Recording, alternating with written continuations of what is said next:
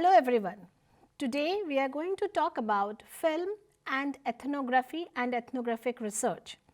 Film, which is a visual representation of the perceived reality that exists, has always helped the researchers and viewers to understand socio-cultural background. This visual tool has always been the core of ethnographic research since the late 19th and 20th century. For the purpose of discussion, if we narrow down to ethnographic films, we have to discuss more about non-fiction films. But that doesn't mean that the fiction films have never helped in ethnographic research. They also have presented the reality in various ways.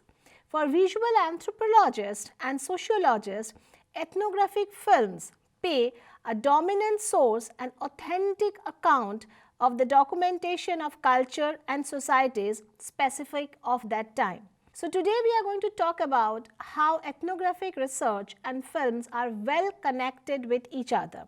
In sociology and anthropology, ethnography is that tool of research which provides a careful analysis after observing human behavior for a long period of time.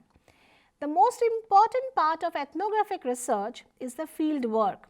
Field work and real-time data collection is the most important thing in ethnographic research. It studies how people interact in their everyday lives in context to the social organizations and other social institutes prevalent to that time. Researchers, in order to collect data, use various techniques like interview method, participant observation, non-participant observation, questionnaires and so on. These testimonies are then produced in written format or given as a visual representation. Initially, it was represented as a written document. The visual representation was not there at all. At the beginning, all these documents that the researchers used to collect, they used to represent in a written format. Slowly, audio clips started playing a very important role, and then came the visual images. One must note that the interviews are initially translated into texts which are written and rewritten number of times. With films or visual representation, this rewriting portion slowly started decreasing because film was trying to capture the entire thing in a proper documented manner, where we used to get both the audio and the visual part of it. But initially, the researchers had an idea that it will be very difficult to document things with the help in the audio-visual format. The main problem that they faced was technical. The camera then, 19th and the 20th century, was very heavy and could not be easily moved from one place to another. It had to be fixed at a particular position and reeled through a certain period of time. The anthropologists were skeptical as it wouldn't be able to portray the aspect that they assert to, like social structures, psychological traits, cultural ethos, and other aspects that portray the society as oneself. They believe that it will be very difficult to move a big camera from one position to another position. So they decided that let's go with the written text. But then with the advent of new technologies and cameras, the situation changed. Amidst of lot of uncertainties of conception, in 1895, actuality film or documentaries, which were then termed as so, was produced by Lumiere brothers. The Lumiere brothers came up with their first proper documentary, Workers Leaving the Lumiere Factory, which was also known as actuality film.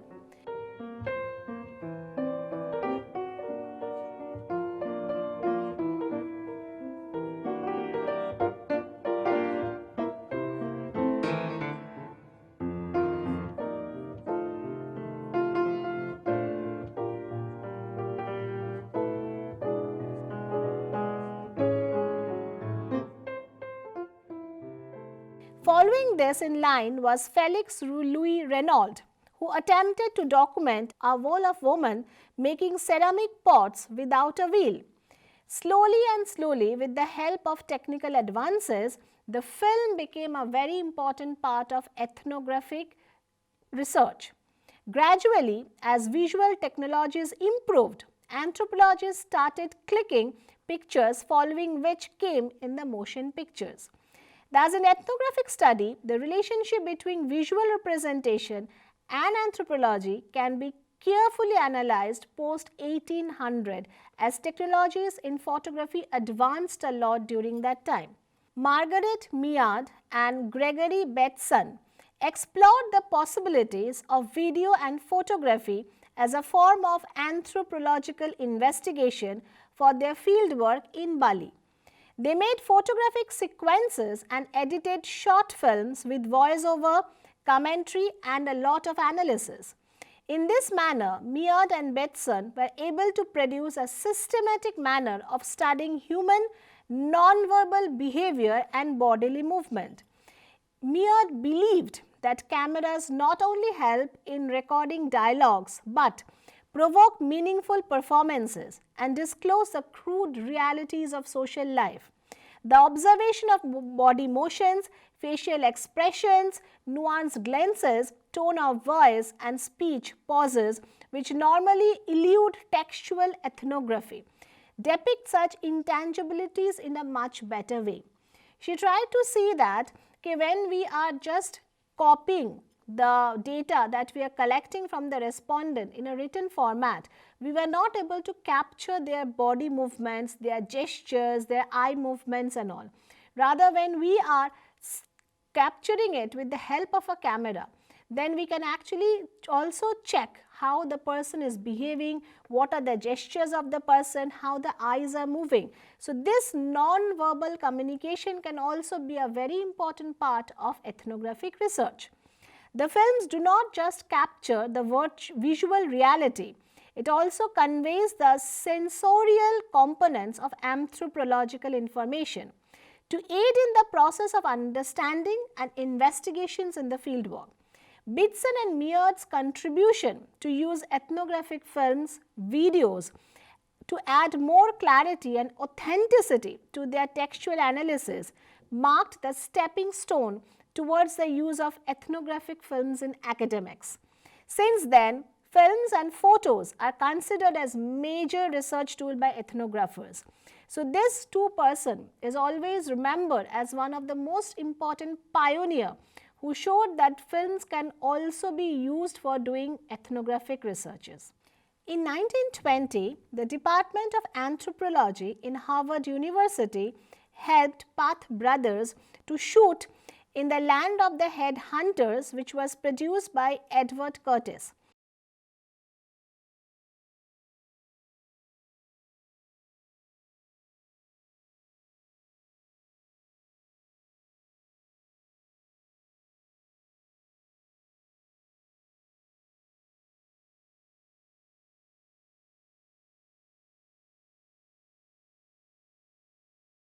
In 1922, the stalwart who changed the dynamics of ethnographic films was Robert Flaherty, a mining engineer and explorer who published Nanook of the North. It documents the Hudson Bay Unit family, Eskimo family basically. The film was, however, shot in an artificially constructed igloo that was designed to look like a real igloo. Anthropologists regarded him as the father of visual anthropology, which is a very important part.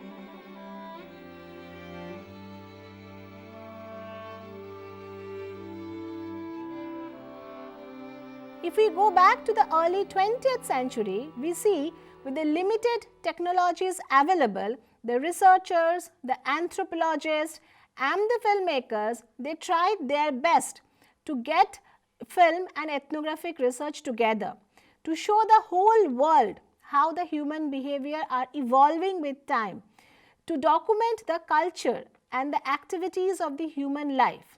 But, however, they could not escape the trap of commercialization and were heavily criticized by many anthropologists for not producing ethnographic films, rather ethnocentric and following more colonial approach.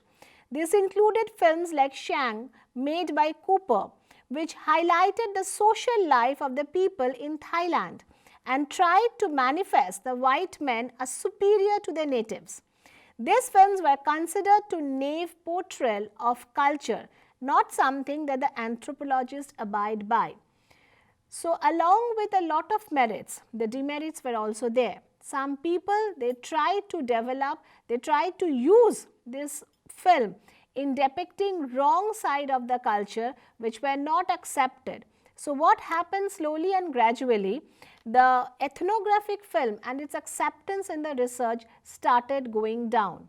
Undergoing serious criticism, ethnographic films regained its lost glory post-1950s.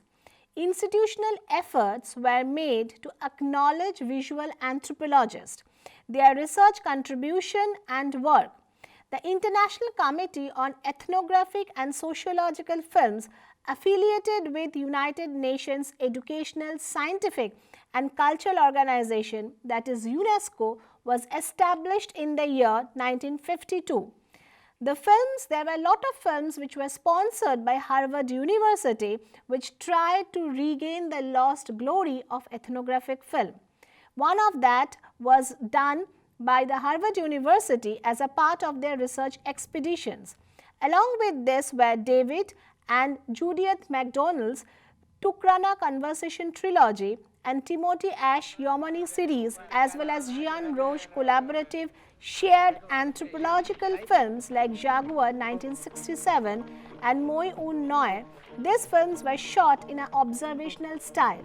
These were the films which again tried to regain the lost glory of the ethnographic films.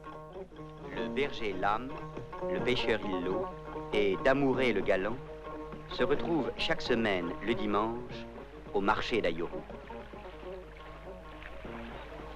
Le marché d'Ayoru, mon vieux, c'est formidable.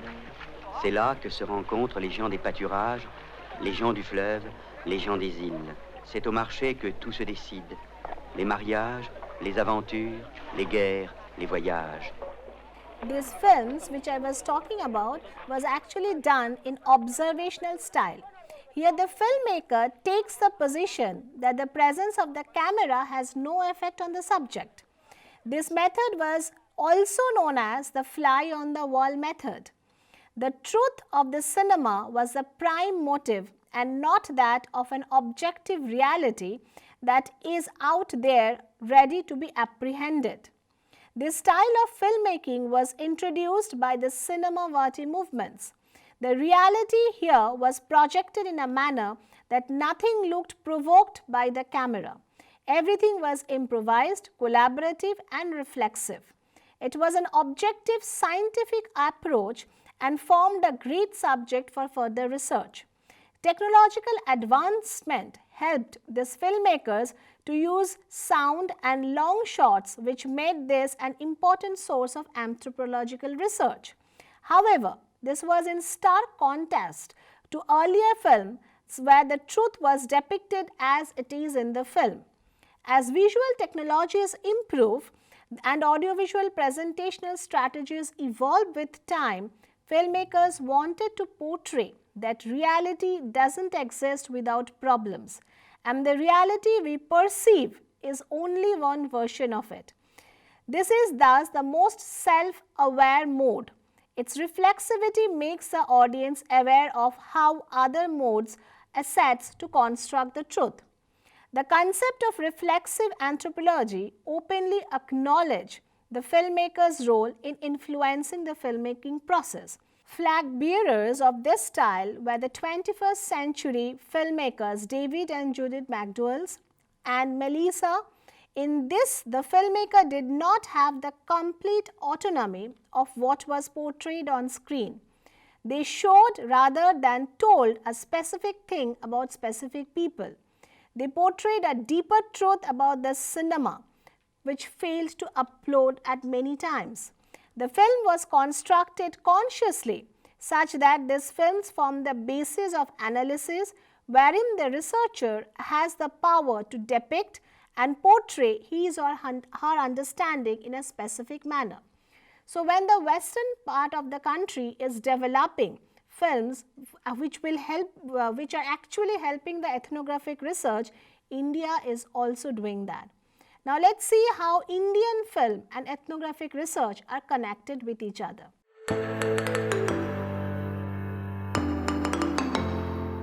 So, now we are going to see and discuss how ethnographic research and films are connected in India. In India, even India produced innumerable ethnographic films that act as an important research tool for understanding the diverse culture and societies that coexist here. As we know, India is a country which is united in diversity, so to portray that, films played a major role. The films act as testimonials for not only ethnographic research in the field of anthropology, but also for development communication. The first ethnographic film was made after independence and was financed by the Information Films of India. There are soon after that, from 1950s, a lot of films were made to depict the culture and the subculture of Indian subcontinent. One of the very important film which was made on the life of the people of Kerala and how they are dependent on coconut received an award at the Edinburgh Festival. In 1967, working closely with the tribals in Madhya Pradesh, including the Gotuls, Shyam Benegal produced his documentary which was very close to nature. This film captured the essence and the culture to that time and formed an important subject of research. These films hold witness to the disappearing folk arts and artists. These are Gonds, Maria, Muria, Saura, Baiga, Halaba, scattered over 4 states. Elsewhere, other tribes, 29 million people. Many tribes with many names, diverse beliefs, rituals, and ways of life.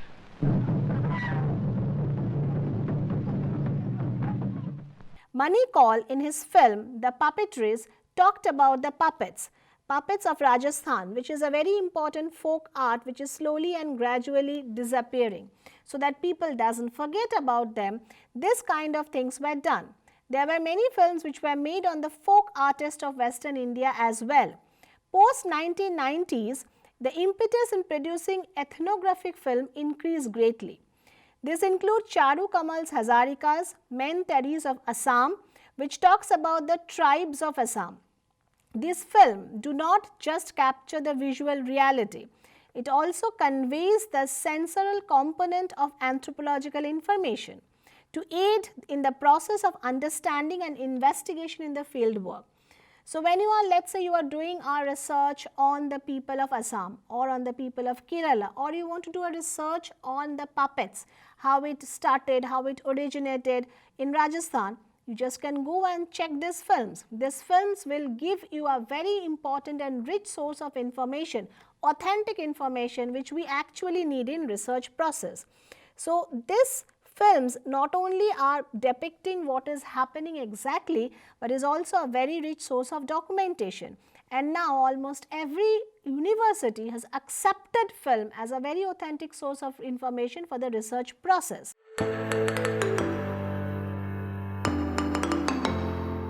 The ethnographic films plays a very important role in research, where it began as a dominant strain of communication, leaving no space for the researcher's own scope of analysis, then slowly moving towards a more scientific space, wherein researchers and the anthropologists had to construct their own meaning through visual communication. In ethnographic films, the approach to meaning of construction with a narrative structure can be identified by the interviews that the audience are making.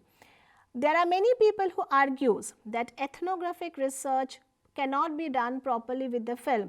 Ethnographic research and film are very well connected with each other. Across the globe, the number of ethnographic film festivals is increasing day by day, not decreasing at all. The related subfields of media anthropology include digital anthropology, the multimodal anthropology, which appear to encompass much of what was considered the visual analytical terrain. These developments serve to underpin visual anthropology's ongoing influence and importance. In the 21st century, as visual technologies are improving, the audiovisual presentation strategies evolving with time, film is becoming more and more relevant in anthropological research. How far can all these methods of research and analysis contribute towards the betterment in the field of anthropology is a question that comes to researchers' mind. But we have to admit that since the technologies are improving with every passing day, the films are becoming a more important source of ethnographic research, and it can be expected that more and more films will be made, keeping in mind the research part of the anthropology studies. What visual anthropology has done and must continue to do so in creating an open space for scholars, activists and artists so that they can themselves learn from the visual experiences of others as well as apply this knowledge with their own visual experimentations. And all of this together will only help and develop the knowledge base. Thank you.